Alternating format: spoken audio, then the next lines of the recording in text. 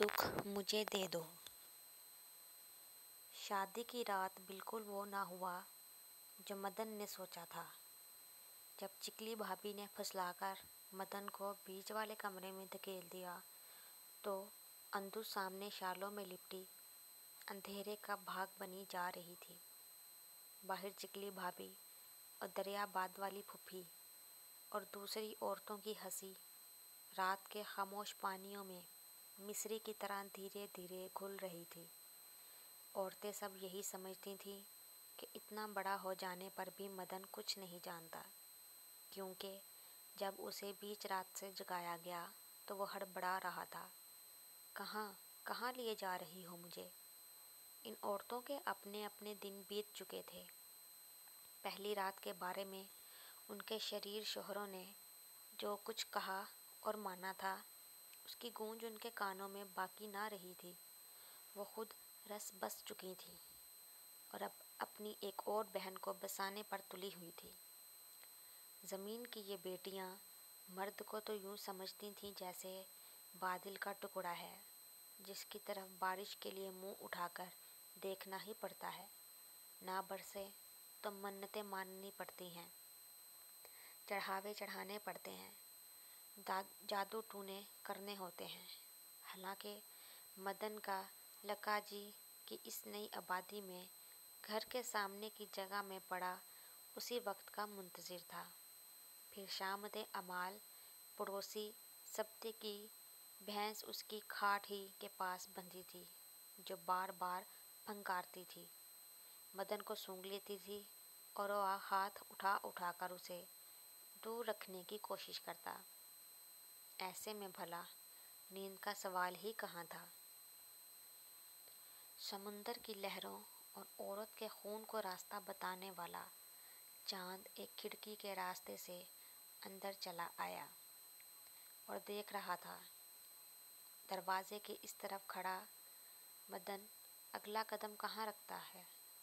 मदन के अपने अंदर एक घन गरज सी हो रही थी और उसे अपना आप यूं मालूम हो रहा था जैसे बिजली का खंभा है, जैसे कान लगाने से उसे अंदर की सनसनाहट सुनाई दे जाएगी।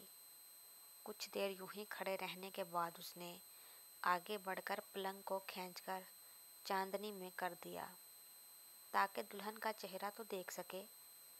फिर वो ठटक गया जब उसने सोचा, अंधु मेरी बीवी है, कोई पराई औरत तो नहीं जिसे ना छूने का सबक बचपन ही से पढ़ता आया हूँ।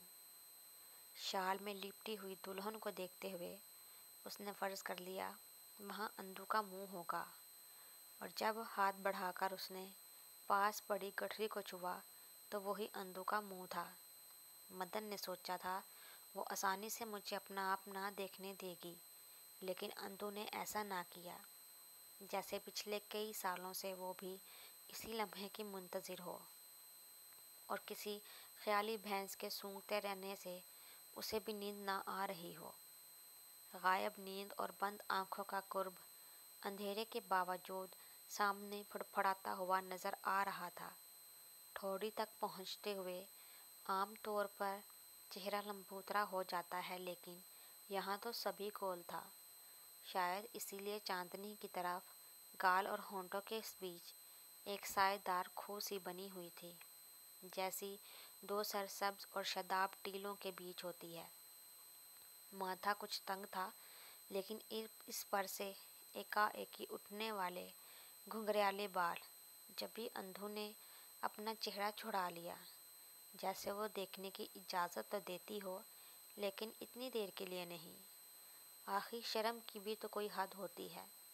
मदन ने ज़रा सख्त हाथों से यूं ही सही हूँ हाँ करते हुए दुल्हन का चेहरा फिर से ऊपर को उठा दिया और शराबी सी आवाज़ में कहा, अंधु। अंधु कुछ डर सी गई। जिंदगी में पहली बार किसी अजनबी ने उसका नाम इस अंदाज से पुकारा था, और वो अजनबी किसी खुदाई हक से रात के अंधेरे में आहिस्ता आहिस्ता इस अकेली बेयारो मददगार औरत का अपना होता जा रहा था।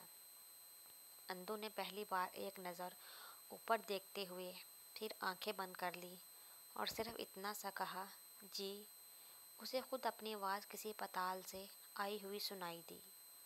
دیر تک کچھ ایسا ہی ہوتا رہا اور پھر ہولے ہولے بات چل نکلی۔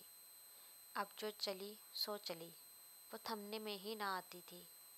اندو کے پتا، اندو کی ماں، اندو کے بھائی اور مدن کے بھائی بہن، باپ، ان کی ریلوے سیل سروس کی نوکری، ان کے مزاج، کپڑوں کی پسند، کھانے کی عادت، سبھی کا جائزہ لیا جانے لگا۔ بیچ بیچ میں مدن بات چیت کو توڑ کر کچھ اور ہی کرنا چاہتا تھا، لیکن اندو طرح دے جاتی تھی۔ انتہائی مجبوری اور لاچاری میں مدن نے اپنی ماں کا ذکر چھیڑ دیا، جو اسے 7 سال کی عمر میں چھوڑ کر دکھ کے عارضے سے چلتی بنی۔ جتنی دیر زندہ رہی بیچاری، مدن نے کہا، بابو جی کے ہاتھ میں دوائی کی شیشیاں رہیں۔ ہم اسپتال کی سیڑھیوں پر اور چھوٹا پاشی گھر میں چیونٹیوں کے بھل پر سوتے رہے۔